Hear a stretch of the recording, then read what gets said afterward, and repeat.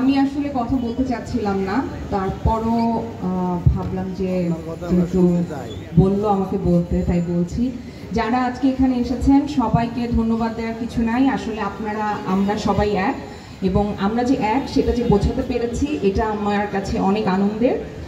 আর আমরা হয়তো 5ই অগস্ট একটা স্বৈরাচারী সরকারের পতন ঘটিয়েছি এবং একজন স্বৈরাচারী শাসককে এই দেশ থেকে পালাতে বাধ্য করেছি, কিন্তু আনফরচুনেটলি দুর্ভাগ্যজনক একটা ঘটনা হচ্ছে যে সেই স্বৈরাচারী সরকারের কিন্তু দোসররা তারা কিন্তু এই দেশেই রয়ে গেছেন, এবং তারা যেহেতু পালিয়ে যেতে পারেন নাই, তারা বিভিন্ন সময় বিভিন্নভাবে আসলে আমাদের উপর চড়াও হচ্ছেন। এবং মিডিয়া সমাজের বাইরে না, দেশের বাইরে বা রাষ্ট্রের বাইরের কিছু না।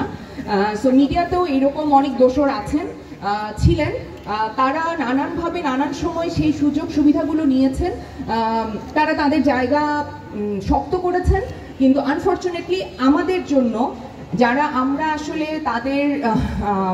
তাদেরকে অনুসরণ করার কথা ছিল, আমাদের জন্য কিছু রেখে যেতে পারেন নাই বেশিরভাগ সময়। সো আমরা যারা মধ্যবয়স্ক আছি, আমার 41 বছর বয়স, যারা মধ্যবয়স্ক আছি তারা আমরা চাই আসলে যে যারা ইয়াং আছে তারা যেভাবে আমাদের মিডিয়াটাকে দেখতে চায়, যেভাবে সাজাতে চায়, আমি আজমেরী হক বাঁধন আমি সেইভাবে আমার মিডিয়াকে দেখতে চাই। কারণ আমি এই জায়গাটাকে বিলং করি।